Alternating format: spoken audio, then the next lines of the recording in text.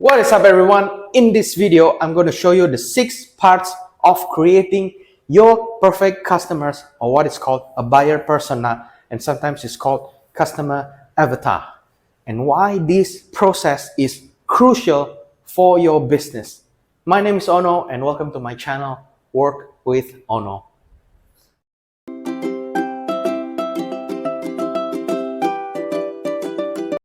So the first part of creating your buyer persona is demographics. This is the basics. First, you need a name and a photo. Yeah, a photo. Any photo that you want, you can just grab it from Google. And for the name, I suggest something simple, like Jim or Michael. And if it's a female, Michelle or Lizzie. Just something simple that you can remember easily. So the 6 things in this first part is age, gender, income, location, family, and education. First, we go to the age group. It's very different when you are talking to a teenager and a mother of 2. So you need to decide what age your perfect buyer is. Next, we go to the gender. When talking to a male or a female, the perceptions are very different. So you need to decide if your perfect buyer is a male or a female. Next, what is arguably the most important in this part is income level. You need to decide which income level that you are targeting. So what kind of income that this perfect buyer is producing every year. Next will be the location. This is also important because if you decide on a location that is generally poor or has lower income levels, then the buying power of that perfect buyer will be very different when you choose a different location. The next item will be family. When talking to a single person and a father of 2, like myself, the mindset will be completely different. The spending habits and the patterns will be completely different. So you need to decide the demographics of your perfect buyer. Remember that you need to get as detailed as possible. In this first part, if you don't already know what kind of people that you want to target, you need to do your homework, do your research online, and then you can come up with all these things and you can create your perfect buyer persona. Creating this perfect buyer persona will mean that you will have a reduced ad budgets. Also, you can pinpoint exactly what kind of customers you want to target and you want to attract to your business. The second part that you need to define for your buyer persona is the professional status of your perfect buyer. There are 4 things to consider here. Number 1, the job title. You need to know what's the job title of your perfect buyer. Let's say that you are aiming for school teacher. So he or she will be in the education industry. That's the second thing you need to define, the industry where your perfect buyer is in.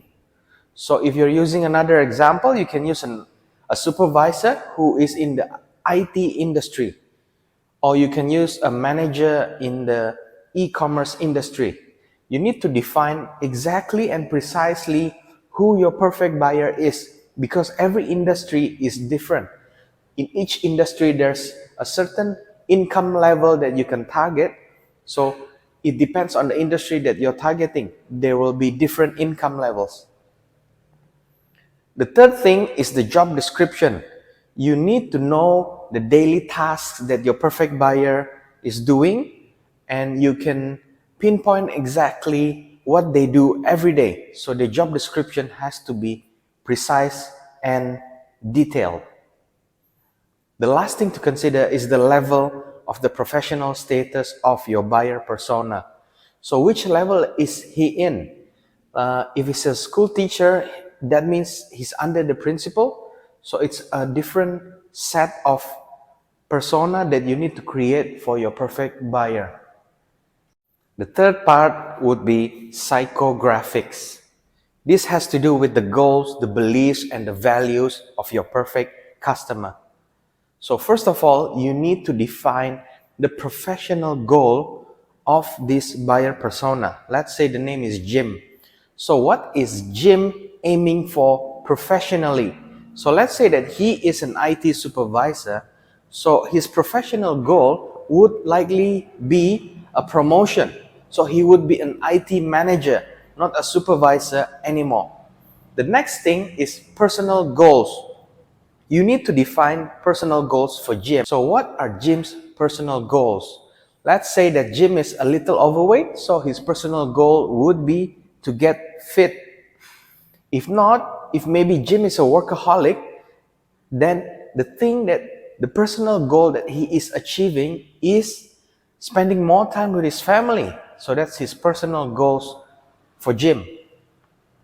Next would be to define his beliefs and his values. So what religion does Jim belong to? Is it Catholic, Christianity, or Buddhism, or even agnostic? You need to define all these things so that you can create the perfect buyer persona. Also, you need to define the values of this person. So the political views also comes into play. If it's a left wing or a right wing, or doesn't care about politics at all, these are the things that you need to think about. The fourth part of your buyer persona is the pain points or the challenges that your buyer is facing. So again, let's go with Jim. So what is the biggest struggle that Jim is trying to overcome? So in this example, let's say that the biggest struggle is him getting promoted. This is the biggest pain point that Jim is facing because he's been wanting that promotion for years, but it hasn't happened yet. So that's the biggest struggle that he is facing. Next would be to see what are the obstacles that stop him from overcoming this big struggle.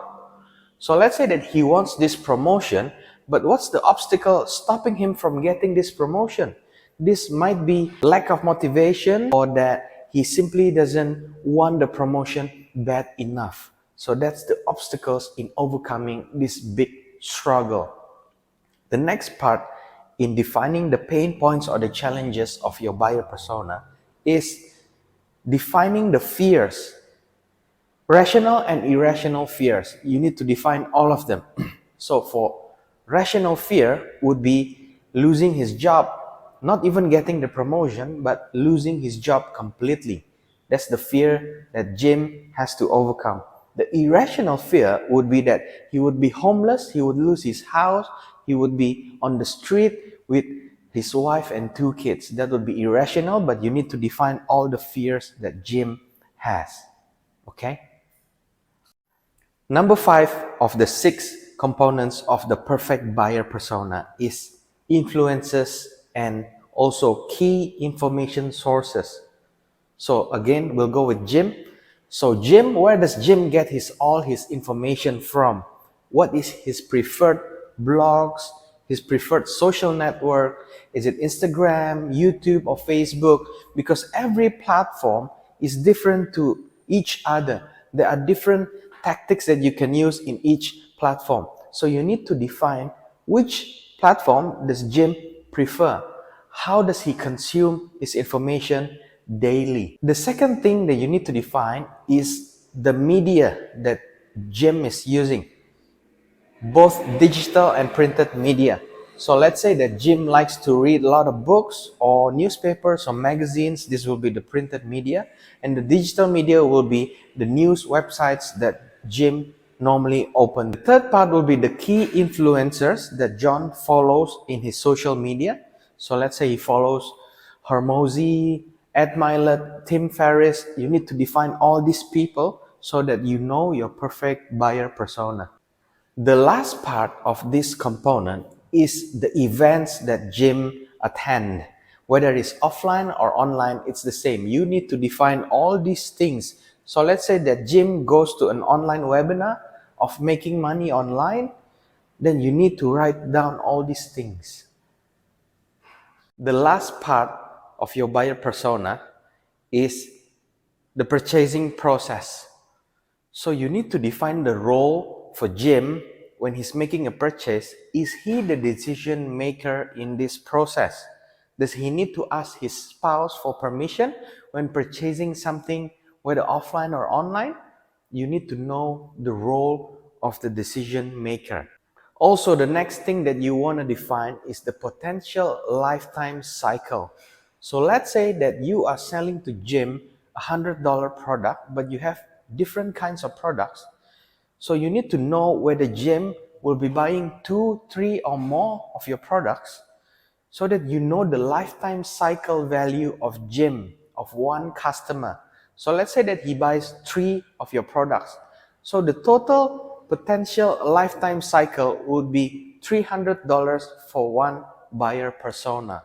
The last thing you need to define is what stops them from purchasing. You need to define what stops Jim from buying your product.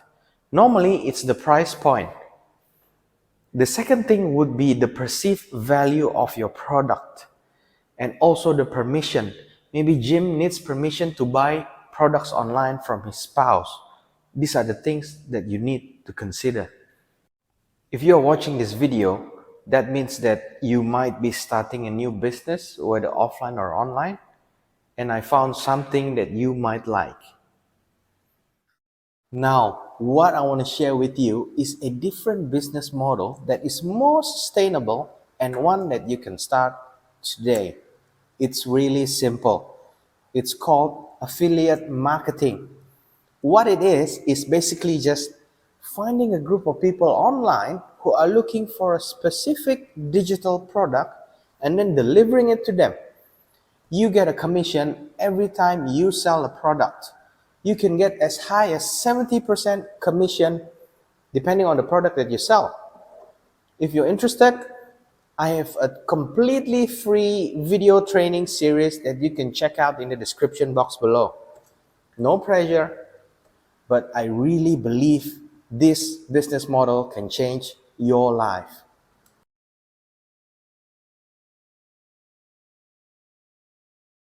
Welcome back to the inspiration segment, where I introduce to you one influential person and one key concept by that person that you can apply to your daily life instantly. Today's person is Mel Robbins. She is a lawyer, a TV host, international motivational speaker, and author of the best-selling New York Times book, The High Five Habit and the 5-Second Rule. Mel Robbins overcome extreme anxiety where one day she had to drag herself out of bed. And she overcame this anxiety and now she is focused on helping people with science-based tools to become more confident, effective, and more fulfilled in your life. One key concept by Mel Robbins is the high five habit. What it is, basically, every morning when you get up and when you are getting ready for your day, you look at yourself in the mirror, you state your intentions that you're going to have a great day at work, you're going to have a productive day, you're going to have the most amazing day of your life. You set these intentions in front of the mirror to your own reflection, and when you are done, you high five yourself. I know this sounds silly and this sounds weird, but when you do it, something happens at the back of your mind that helps you with your day. So this sets the intentions into your deep subconscious so that you will in fact have a great day. So that's the high five habit. Also, you can practice this 5 seconds rule by Mel Robbins. So what it is, basically, before reacting to any news or any negative comments from anybody, you do this 5 seconds rule. You count from 5 to 1. It works from 5 to 1 because it sounds like a launch, like a shuttle rocket launching. So you count to yourself 5, 4, 3, 2, 1, and then you do it, and then you react, and then you say the things that you want to say. So let's say that you want to get up in the morning and you have trouble getting up.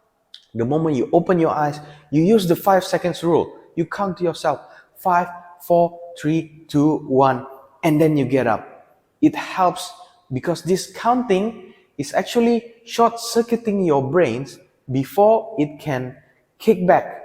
So you are counting down from 5 to 1.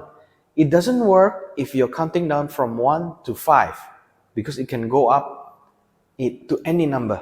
So you need to use this 5 second rule, counting down from 5 to 1. You can use this in your life instantly right now. Yeah. Bye bye. See you in the next video.